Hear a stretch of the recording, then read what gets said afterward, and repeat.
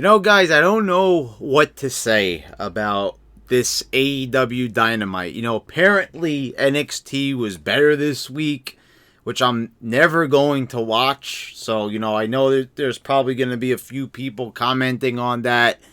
I know that, you want me to just enjoy a good show, but, I'm not going to ever enjoy NXT, so we're just going to be quite honest, it's not my style. This is not my style. This is me giving them a chance. I'm watching the show. There's, every week I'm coming on here and saying the highlight is Tony Schiavone and JR.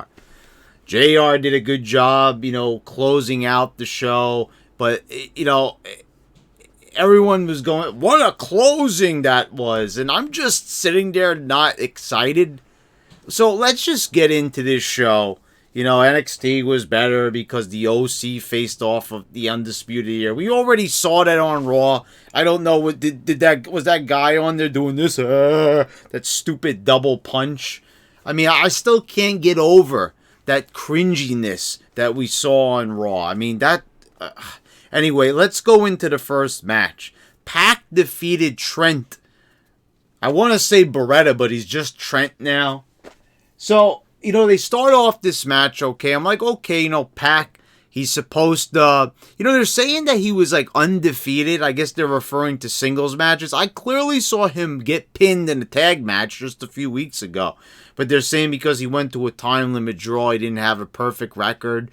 I don't know what they're looking at there, but why was this match a 50-50 match? It started off the right way with Pac dominating. I'm supposed to really sit there and believe that Pac, a guy with this physique, obviously more talented than Trent, and it's 50-50. I see he gets Irish whipped into a barricade. Trent like sells it for a quarter of a second, then immediately runs towards him and does a spear, a complete like no sell, or if you want to count the sell job as a quarter of a second, like. Anyway, we this is like a 50-50. Like, what are we doing here? Trent is a tag team wrestler. And then you've got this weird thing that, who was saying it? The other announcer guy saying, in order to be a great tag wrestler, you've got to be a good singles wrestler. Like, what? That's not true at all. Most guys start off in the tag team and then they become singles wrestlers. Like, where did this come from? Like, this line of commentary, I didn't really understand that comment. It was a way, I guess, of, protecting the fact that Trent was doing as well as Pac, a singles wrestler. I wasn't a fan of that comment. Anyway, he gets on top, hits the black arrow, and the referee just stops counting. It goes, 2. What? 2 count? The guy didn't even get his shoulders up. It was a total botch. So then he rolls him over. He puts him in the rings of Saturn, and then the match ends. And I'm like, are you kidding me here? What? Call an audible. Well, I don't know if he was supposed to pull him up for the mat, or maybe, God forbid, was Trent supposed to actually kick out of this guy's finishing move? This is the problem. Every single week, we get all this garbage, where there's 1,000 kickouts, 1,000 near falls. I mean, what, honestly, are they doing here when they run through these matches? I get it, they're rehearsed and everything, so like there's no excuse for so much to go wrong. This was the referee should have just kept counting.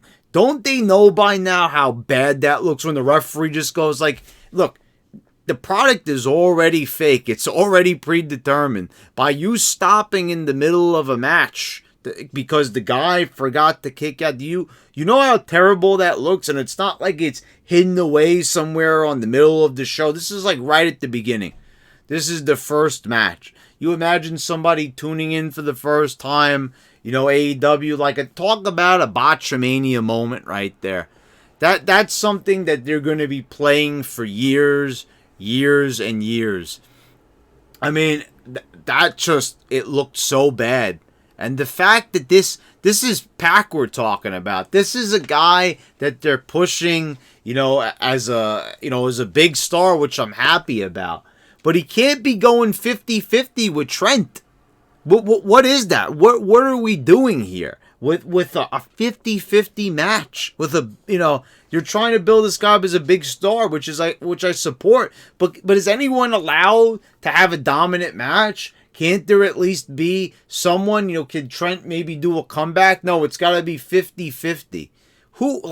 Who does matches like this? This is every single match is wrestled this way.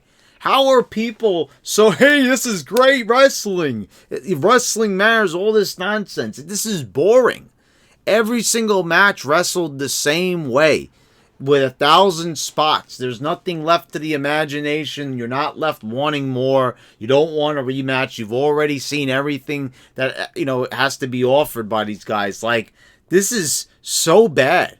And 6 episodes in, we're seeing repeat after repeat. It's the same show week after week.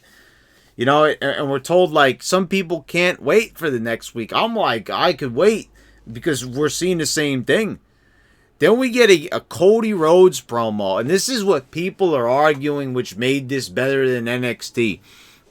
Oh, Excalibur. I just remembered his name. Yeah. You gotta be a great singles wrestler to be a good tag wrestler. I didn't understand that comment at all. Cody Rhodes is getting praised for his promo. They are saying that this is, if anything, that made it better than NXT. Cody Rhodes cuts a promo. And this is supposed to be a hard-hitting promo. This, I will say this. He, at least he put some bass in his voice. He sounded like a man, but he also sounded like a crybaby at the same time because the content of the promo, if you're really listening, people think okay, we're not used to hearing people shout because we're used to Finn Balor and Seth Rollins promos. We're used to hearing this all the time, guys. Burn it down. That's what we're used to hearing. So when we finally hear something that sounds masculine, we're going to say, oh my God, this is something new. This is something exciting. It's not. The promo here is Cody Rhodes says that, he names a few people like Cowboy, Bill Watts, Dusty Rhodes. And he said, these people were also management. So a lot of times that this is called into question. And he says, and he's going to put that to rest because this is going to be, his only opportunity that he's going to get at the title. He says if he doesn't win, he's never going to be able to challenge for the title again. So, spoiler alert, I think he's probably going to beat Jericho for the title, wouldn't you say? I think that's a pretty safe bet. I can't imagine all these years and years that Cody Rhodes is not going to be champion. Because remember the thing, what was it at where did they do it at? Double or Nothing? Or no, maybe it was All In where he goes up. I think it was All In where he went up to the throne and he hit it with the sledgehammer. And it was supposed to be oh yeah, sticking it to the WWE. So cool, so rebellious. I'm looking at it and cringing. Everyone else is cheering like usual. But most of my subs seem to agree with me, saying that this stuff is not good. This is not what they want out of wrestling. So I'm left there saying to myself, okay, this sounds like a load of garbage. This sounds like BS. He's going to win the title. And here's the thing what people don't seem to realize. This is a guy that's extremely overrated. The story here is that Cody Rhodes started this company so people could get an opportunity that normally didn't. So why, is he, one of the very first people to get a title shot? Right after, All Out, we're going right into Cody Rhodes. You know what I'm saying? right after Jericho wins it, who's his first challenger for that belt? Okay, Darby Allin aside, right? It's Cody Rhodes, not Pac, not Kenny Omega, not any of these guys. It's Cody Rhodes. So how does anyone defend this? It's like he's guilty. Hey guys, look, I know I'm full of it, but I'm gonna put a big fancy stipulation on the match. And I have to mention my dad 50 times because I'm not talented enough to get over on my own. I'm counting on my last name. And it doesn't matter if he doesn't use his last name because, Cody, which is even worse. He's Cody Rhodes. Everyone knows him as Goldust's brother. The much less talented, less known one. And that's what you have to remember. When it comes to the Rhodes, it's Dusty, then Goldust, then Cody. So Cody is the bottom feeder. He's the bottom of the food chain. He's the small dog. Yip yip yip. He's nothing. And we're here. He's telling us that he's something because he's a vice president.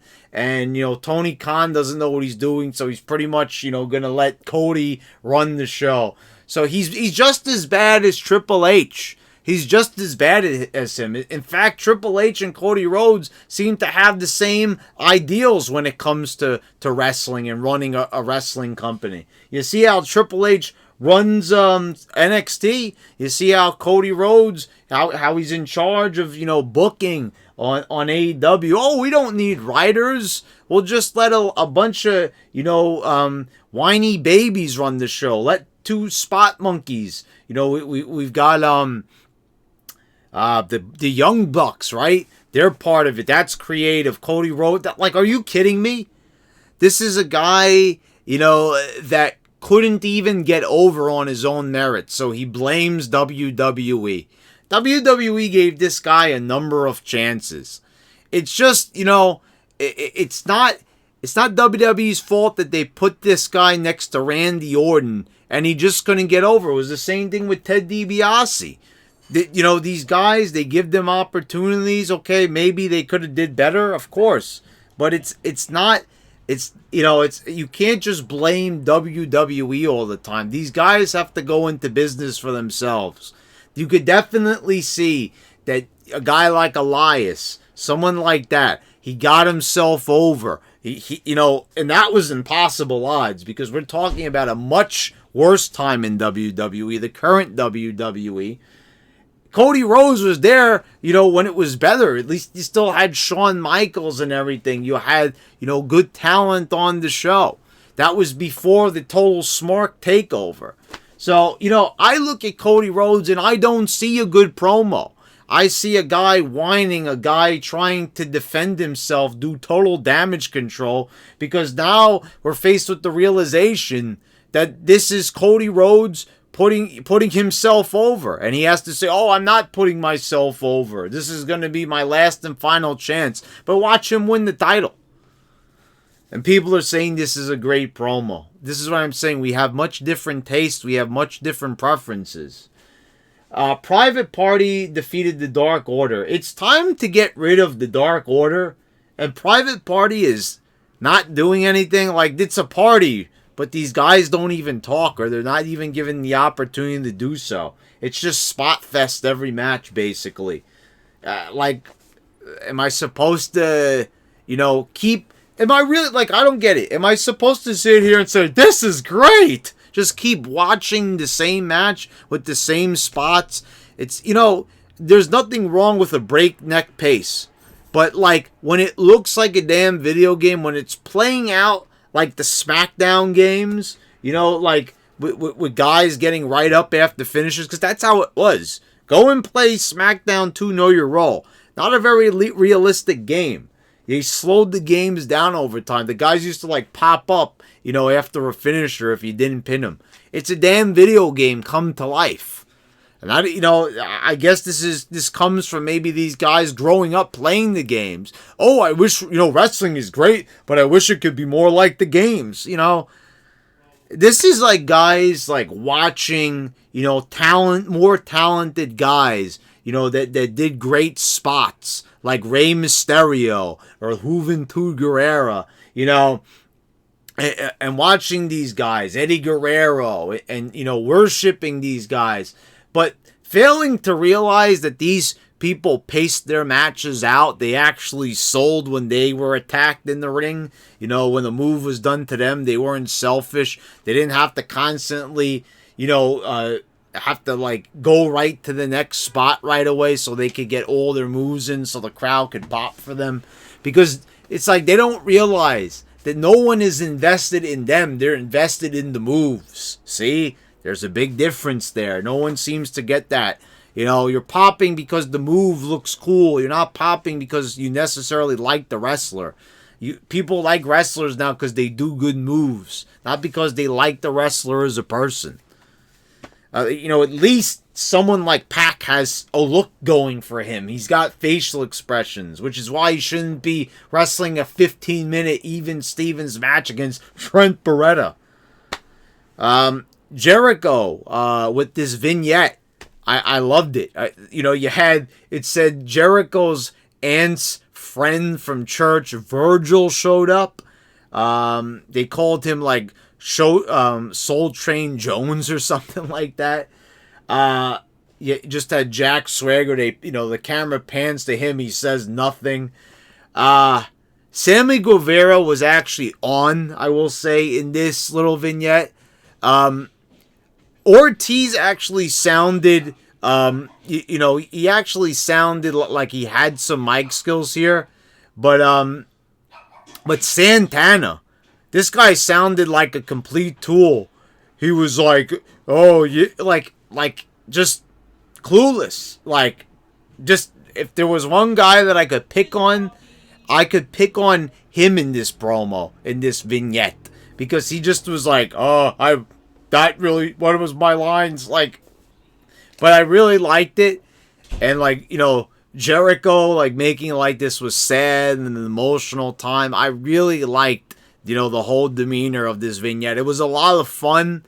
See, if the show was more like this and, they played more into the character, and maybe if they had more of Jericho on the show, because obviously, like, Jericho is the best part of the show. He's one of the few guys that actually has a character of some sort. Like, Pac has a character, but they don't let him, flesh it out enough. But Jericho does, and it's a good thing. I mean, at least there was something character-driven, something fun on this show, something entertaining that wasn't a spot, or something like that.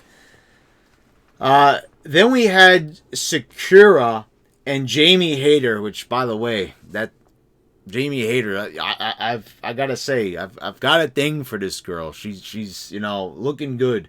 And they defeat Rio and Shayna or Shauna. I still don't remember how to pronounce her name. The girl with the ridiculous facial expressions from last week. She's actually back. If this was back in the day, they wouldn't even allow this girl to get back in the ring, because it would have been like, you went out there and you did those ridiculous facial expressions. You really expect us to let you go back out there? No, we're not letting you back in there after that, like, complete crap show. We're not putting you back out there after you acted like a complete, it's like, ooh, like her eyes popping out of her head like a Looney Tune character. And Sakura, like, gets the pin here. And I'm saying over the champion, Sakura's like very, very amateurish. She's being sold as a legend by Excalibur. And first of all, she looks like someone's mom. I get it. She's an older Japanese wrestler. But, like, we are told that Japan has, like, the toughest women's wrestlers. And what do we get here? Like, I will say this. I actually think that when you put these girls up against Kairi Sane and Asuka, WWE comes out looking like roses. Because on the AEW side of things, this is their Asuka. And I said that from day one, the first time I saw Rio. She looks like a little girl. At least Asuka looks like a fully grown one. they talk about Kenny Omega wrestling a 9-year-old girl. It looks like she progressed like 3 years since then. And then you've got Sakura, who looks like a mother. She looks very much like a mom. You know, if you go over your friend's house, you'd expect someone to look like this. Like, I'm just saying. Not trying to be mean here. Not trying to throw shade or anything like that. But this is basically how it looks to me. You know what I'm saying? Because I'm removing myself. I don't have that type of brain functionality where I'm like, this is wonderful. You know, the chimp with the symbols. I'll applaud for anything. It's not what we're doing here. This is realistically, like, I know people are going to say, oh, she's a legend. It's like, really, like, how many of her matches have you seen? You binge watched them on YouTube last night. You know, congratulations, you're a Sakura expert. You're a big time fan. Fantastic. I'm looking at this and I'm like, it seems amateurish. And once again, it looked like Rio had her pinned with the La Magistral Cradle, right? She does this, and the female referee, she's like, she's like stalling out for the 3 because Sakura, she's a little older lady. She's having some trouble kicking out. I mean, it's one thing if you want to have spot fests, but my God, like, I will say this, like the Private Party Dark Order stuff, like at least it looked cleaner than this nonsense. Like they're trying to have this breakneck pace, but it just comes out looking like a total mess. I'm left there sitting here saying, like, this is not professional. And you're telling me that this is a legend? This is someone who's done this their whole life? And it just looks very disjointed and, not very refined? I'm telling you. I will even say this. Even when Sasha Banks wrestles, oh my God, am I really going there? I think I am. Even when Sasha Banks wrestles, it looks 10 times better than this. I mean, I'm not kidding. This is some of the worst stuff I've seen. Like, out of all of them, Hayter is the best. Shayna just, like, her faces were not as bad or, exaggerated as last week. But compared to Rio and Sakura, this girl ended up looking like a true professional in comparison. Brandi Rhodes, like, after this, like, this girl, I can't stand her. I'm sorry, this is not, like, just trying to bury her, just to bury her and everything.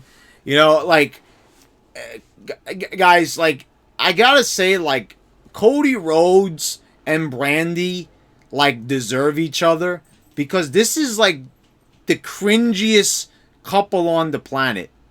I get the feeling like there's no, like, other people that could be with these two.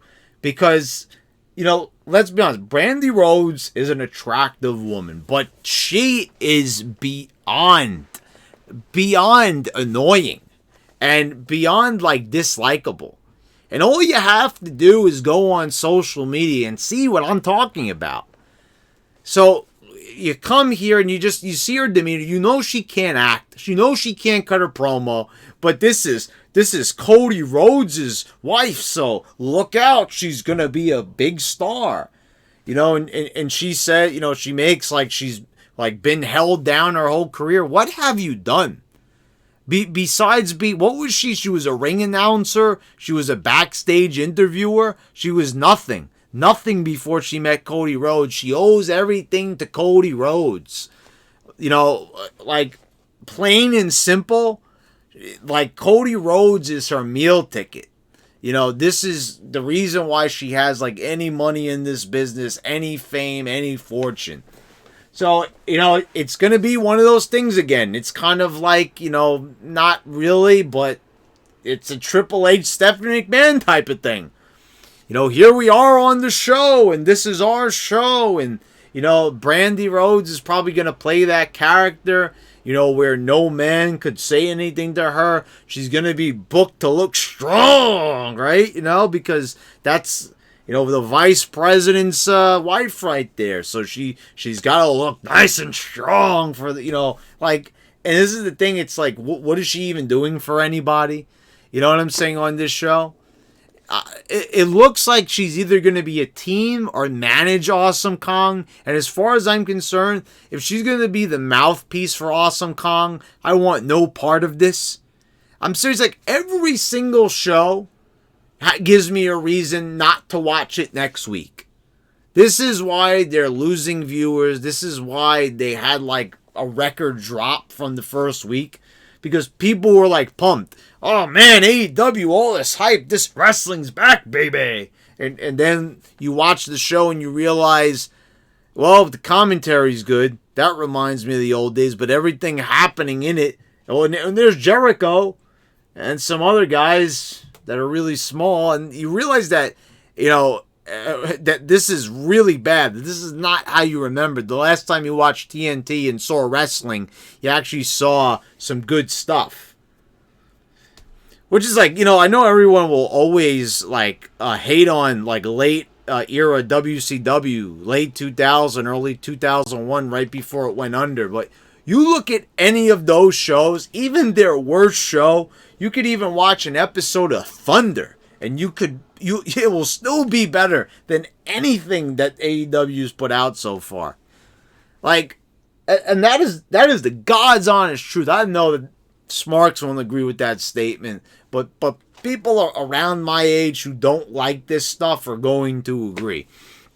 So maybe that's not fair, but that's my opinion. That's what I'm here to deliver, guys. If you're looking for this to be sugar coated, that's not what you're going to get here, and you know that.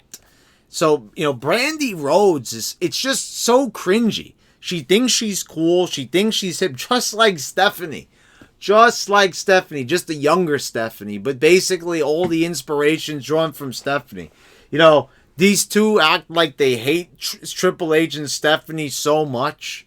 Even though Brandi wasn't held down because she wasn't even a wrestler, right? So it's like there wasn't even anything for her to be held down from doing.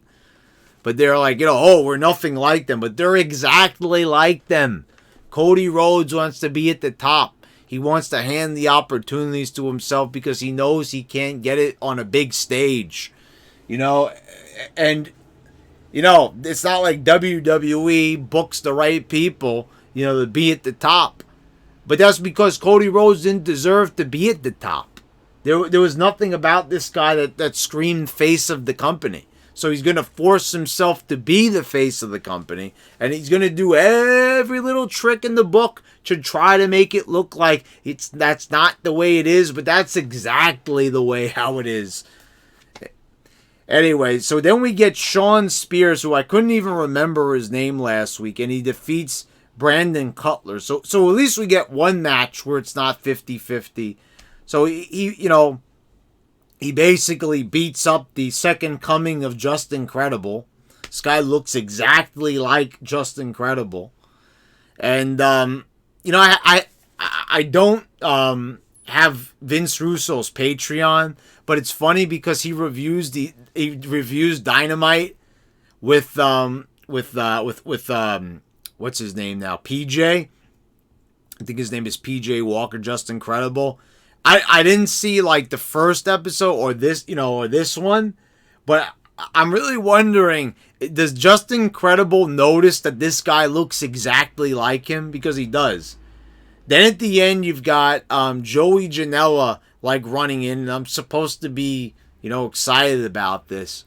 And, you know, the funniest thing is after the match, you've got Shawn Spears looking at the hard cam, like right at the main camera that's like pointed right at the ring that faces, like, you know, the classic camera shot pointing towards the audience.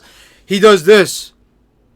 He, like, anyone else would like give an angry face or a tough guy look or look like demented, like they're ready to like kill somebody. This guy looks like a deer caught in the headlights. Oh, it's a camera and I'm not a star. You know, I'm like, oh my God. Someone, you know, I think that right there, I think that has to be the thumbnail for this video. When I post this video on YouTube, that's going to be the thumbnail right there. I got to have Shawn Spears with the like that. To me, I started cracking up when I saw that. I guarantee you, not a lot of people thought that was funny because they were just so in love with Shawn Spears. He's a great wrestler that's finally getting his opportunity. I'm just sitting there, I'm like, man, this guy doesn't belong. And this is like a poster child for who doesn't belong in this business. Hilarious. Then we get the main event, and it's Jericho and Sammy Guevara, or the second coming of Eddie Guerrero, apparently. They defeat Kenny Omega and Adam Page. And, like, okay, you know, the story here is after the match, we've got, you know, the big run-ins. Jack Swagger comes out. MJF lays him out with a chair. You know, like, I don't think that Jack Swagger, for being this silent killer, he should be getting laid out all the time like he does. You know, like, they've done too much of that already. You know, this guy should just be plowing through everybody. I mean, he's an MMA Bellator fighter. He's 6'6", way bigger than basically like 90% of the roster. He's one of the tallest guys there, aside from Luchasaurus. So, you know, I think that they should probably book this guy, if he's supposed to be the muscle for the Inner Circle. Probably shouldn't be getting laid out by MJF, who wasn't even, like, featured anywhere else on this show, and they've put him in a medial role. He's just, all we know him as is the guy that gave the scarf to Cody Rhodes to wrap around his hand so he could punch through the plexiglass. Like, that's all we know him of. He's not this big, brilliant heel that we were once told he was. So, you get one of the Young Bucks jumping off the stage. We've got Moxley and Omega circling each other. They get a few punches in, and they do, like, a little team up. And, like, you know, these guys don't even interact for weeks and weeks. And, like, you know, it's just, there's no story here. Santana and Ortiz and the Young Bucks hate each other because they beat up some old guys. Okay, it was the Rock and Roll Express. They're legends, but you get the point. They're supposed to be these heroic, valiant guys. And, like, the Young Bucks, like, obviously, if you know the Young Bucks, they're egotistical. They only care about themselves, and this is how they feel about in real life. You know, do you really think that these guys really care about the Rock and Roll Express?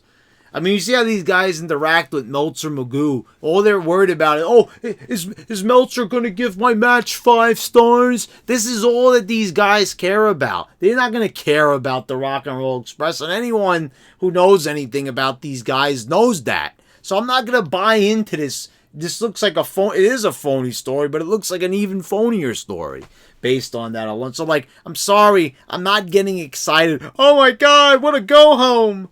I'm sorry, this was not the go home for Survivor Series 2001.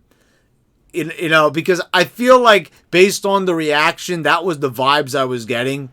That will forever be the best, like, continuous run-in with, like, you know, finishers being hit. Because that was Stone Cold, that was Booker T, you know, Jericho was involved in that one. So you get the point. We don't get that anymore. This did not even resemble that. And, you know, I'm, like, looking at the fighting, and it's not looking good to me. It's not looking, you know, I'm looking at, like, Moxley's punches and everything. I'm supposed to be told that this guy is a tough guy, you know, and sorry, I'm not getting that from him. I said this time, Moxley's talented, he's got good facials, but them trying to sell him as a tough guy is not working. They should probably have went with the psychotic gimmick. And I don't like, it's an unsanctioned match. Now, one of the best matches in WWE history was an unsanctioned match. That was Shawn Michaels and Triple H. But in the grand scheme of things, it doesn't really make sense. It's unsanctioned, but they're going to allow it on their pay-per-view anyway. Okay, that's before the internet was going strong and social media and everything completely killed any allure with professional wrestling. So you got to give that one a pass. Even though a lot of people had internet at that point. thing is, now, to do an unsanctioned match in 2019 looks really stupid. And I was even thinking that back then. I was like, well, what's unsanctioned?